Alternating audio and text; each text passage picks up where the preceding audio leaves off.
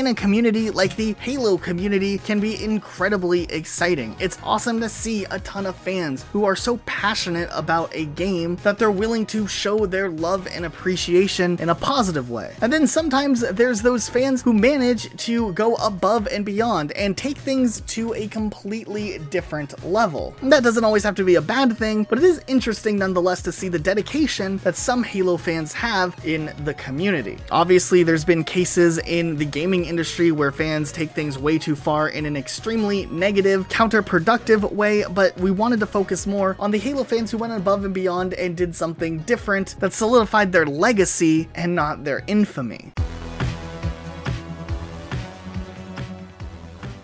I mean, if you look at us, we've done some crazy things because we're huge fans of Halo, like when we tried playing through Halo 2 without walking, and that was crazy enough, so then we of course had to do it again in Halo Reach. But some of these stories are just so interesting that have happened across the Halo community. So let's go back to 2004 when Halo 2 originally released. Halo was one of the biggest games for the Xbox, and Halo 2 changed the game in online play. So in 2010, when Microsoft announced that they would be ending Xbox Live service on the original Xbox, which would close the servers down for Halo 2 once and for all, some players decided to jump on and play until they got booted offline. However, as it turned out, when midnight hit and these servers were beginning to shut down, it turned out that the players that stayed logged in were allowed to continue playing until they would sign out manually or something would happen like they turned off their Xbox. And as players began to drop off, there was eventually, just 2 days later, 14 players left who were still playing Halo 2 after the servers had shut down, and these players would become famous in the Bungie Halo forums for being essentially the last group still playing Halo 2 and holding out for this game that they loved so much. Dubbed either the Noble 14, the Final 14, or just the Halo 2 14, these 14 players stayed on and played Halo 2 well past the time that the original service ended, and some would hold out way longer than what anyone expected. Now, these 14 players all lasted over 10 days after Halo 2 actually shut down, keeping their Xboxes on and stayed signed in to Xbox through the whole process to make sure that they were able to continue to play Halo 2 as long as possible. However, around April 28th, making it about 12 days after Microsoft ended support for the Xbox Live servers on the original Xbox, 4 of the 14 players would periodically drop off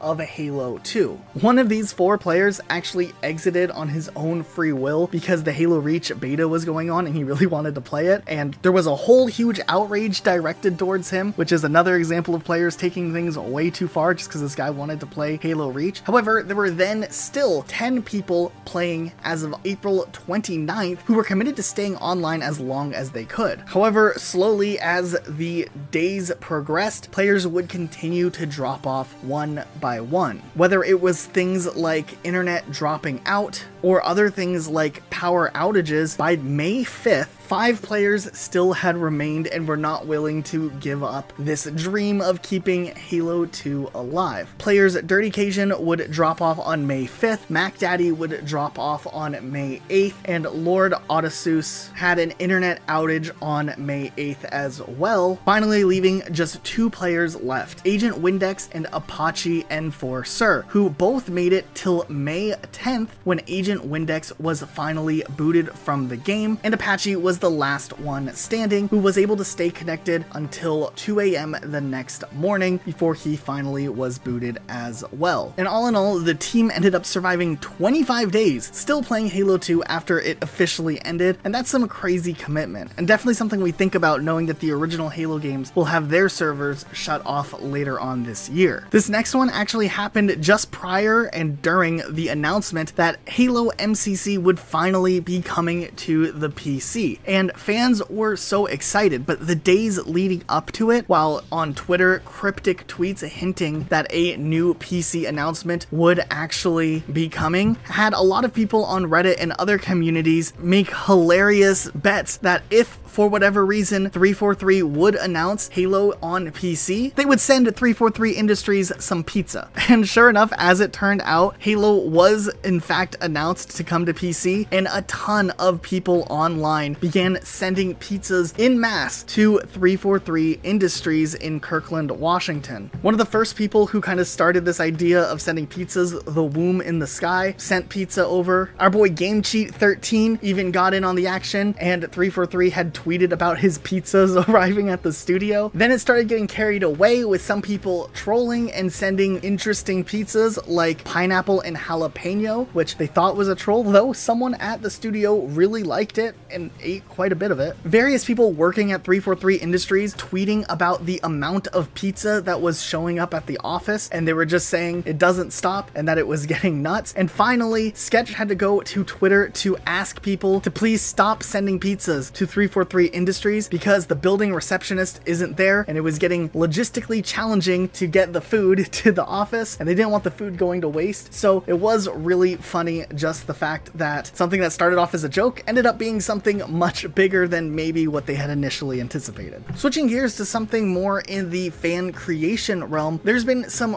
really awesome things that fans have been able to do with Halo as a baseline inspiration. Whether it's a fan-made game like Installation 01, which has been in development for quite some time, or mods of the original Halo games, it's been really cool to see how Halo has been expanded upon and changed over the years with new ideas or new ways to play or new accessibility for different people. El Dorito was a huge deal when that originally released because for the first time, Halo 3, in a sense, or at least the multiplayer side of things, could be played on PC, and custom games were alive, and then support forcibly kind of got shut down, but it stayed alive for weeks afterwards, and custom games were really fun on there, and now finally Halo 3 is on PC, so custom games could continue to be played there. But it was really cool that the community had managed to reverse engineer a Halo Online build into a Halo game that was easily accessible and really exciting. Other mods exist out there that have done big things with the campaign, like SPV3 or even Cursed Halo, and those things we really like. The modding community itself is so interesting in Halo. Our friend Elijah B actually has done some mods for us for various things along the way that we really have appreciated. Like, not only did he do the Christmas mod that we did a whole video on, but he also did a mod for Breakneck that turned the multiplayer level into a nighttime version of the level inspired by Halo 3 ODST that we think would be an amazing level if it actually was made that way and everyone had access to it. And then a while back we talked about that mystery as to whether or not if you kept your game on for like 3 days on the level Heretic, you'd actually arrive at Assembly after some joke that Bungie made, which of course I did, and I never made it to Assembly. But Elijah B also went through, modified it, changed the skybox out, put the structures back in place, and made it where Heretic was sitting there at the base of Assembly, making that dream finally a reality. There's other really awesome mods that people have done. Rejected Shotgun resurrected the Cut Guardian, which was something that fans had wondered about for forever. There's other huge things that fans have come up with, whether it's different types of art projects, 3D modeling projects. Another really interesting thing that a fan has done is when Halo was coming to PC, he souped up his computer to make one of the coolest looking Halo PC builds we've ever seen. He posted it over on Reddit and even gave us permission to showcase it here on the channel, and it's just so cool to see something so Halo-fied and it's a PC, which is still cool to think that you can not only finish the fight but also do Reach and ODST and 4 if you really want to over on the PC side of things. We can't make a video talking about some of the crazy things if we didn't at least give a mention to Red versus Blue and the entire massive machinima community that still utilizes Halo. There's this one Halo animation that's based off of the Reach armor that just is so incredibly amazing that I watch it on a somewhat reoccurring basis for whatever reason. We can't forget the time that Official Duck Studios went ahead and tried to see if he could beat Halo before McDonald's kicked him out, and he set up, you know, a whole Halo setup there and just tried playing it inside of a McDonald's. He's done a lot of other stuff like this, but that one just really resonates with me for some reason. But at the end of the day, one thing that can be certain is one of the biggest moments in Halo history was definitely Halo 3's launch. There was nothing more hyped than Halo